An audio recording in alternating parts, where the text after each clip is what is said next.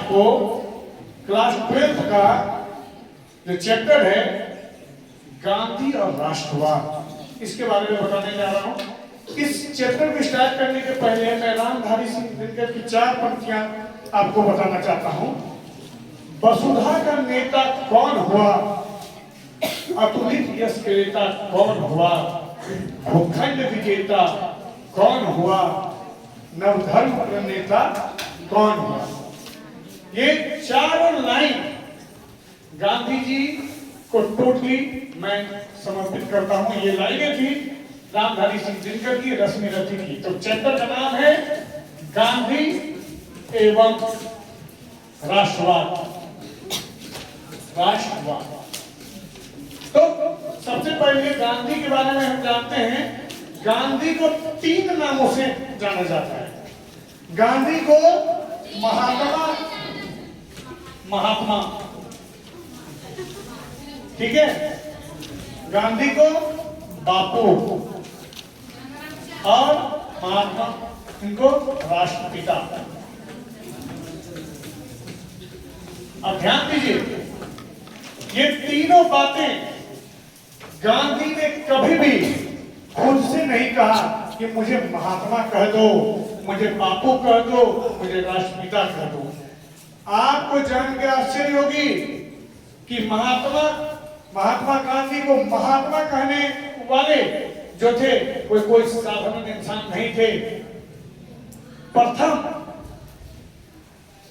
Asia के प्रथम Nobel पुरस्कृत इंसान थे।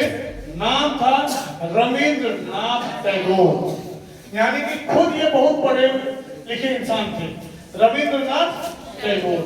रविंद्रनाथ टैगोर। उसी तरह इन्हें बापू और राष्ट्रपिता जो कहा गया है, सुभाष चंद्र बोस के द्वारा कहा गया है। किनके द्वारा कहा गया? सुभाष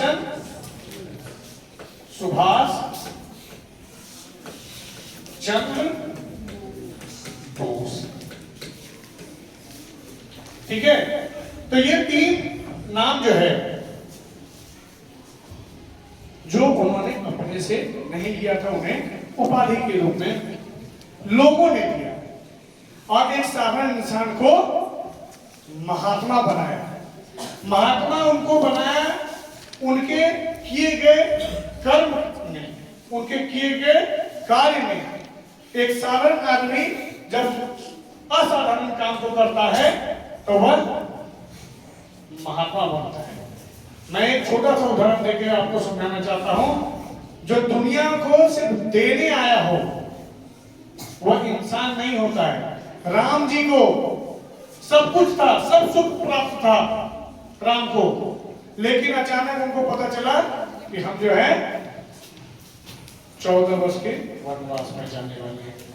इसीलिए गीत भी है, राम ने सब सुख हंस के त्यागे, तुम क्यों दुख से क्यों घबराए। तुम दुख से क्यों घबराए? तो इनको जो सामना इन्होंने किया है सब चीज का, ये अब इनके द्वारा किए गए कार्य ध्यान से देखिएगा। ये इंसान नॉर्मली जो इंसान है वह आज के दौर में बहुत आदमी भारत नहीं घूम सकता है जी, दिल्ली बंबई कलकत्ता बेंगलोर नहीं जा सकता है। ये आदमी उस जमाने में, जिस जमाने में पैसे की बहुत किल्लत थी लोगों को, उस जमाने में ये आदमी 1888 से 1891 के बीच बैरिस्टर की पढ़ाई पढ़ता है। कहां से? लंदन से पढ़ता है। लंदन से जो वकालत करता है उसको वकील नहीं करते हैं, उसको बैरिस्टर करते हैं।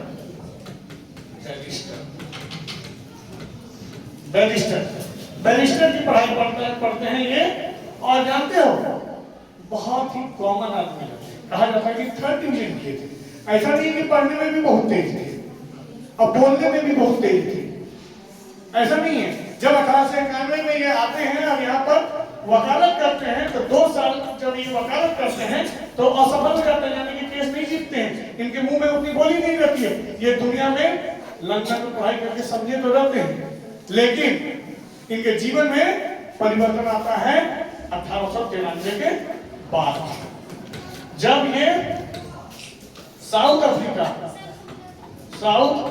जाते हैं, जब ये साउथ अफ्रीका जाते हैं, साउथ अफ्रीका में जब ये जाते हैं तो ये आपको मैं बता दूं कि जो गांधी हैं उनके पिता जो थे वह दीवान थे, राजस्व के हेड थे, यानी पैसे की कोई कमी नहीं थी। इसीलिए जब ये जाते हैं तो फर्स्ट क्लास एसी का टिकट रहता है ट्रेन का, और इनको चलती गाड़ी से अंग्रेज फेंक देते। जब ये इनको अंग्रेज चलती ट्रेन से फेंक देते हैं तो इनके मन में एक सवाल आती है कि जब ये मुझे कितने अमीर लोगों को ये ट्रेन से फेंक सकता है तो गरीब को क्या होता होगा, गरीबों के साथ कैसे अत्याचार है। जब एक पढ़े लिखे समृद्ध सम्राट लोगों को फेंका जा सकता है तो गरीब को साथ, यहीं से इनके जीवन में परिवर्तन आता है। पॉज करो।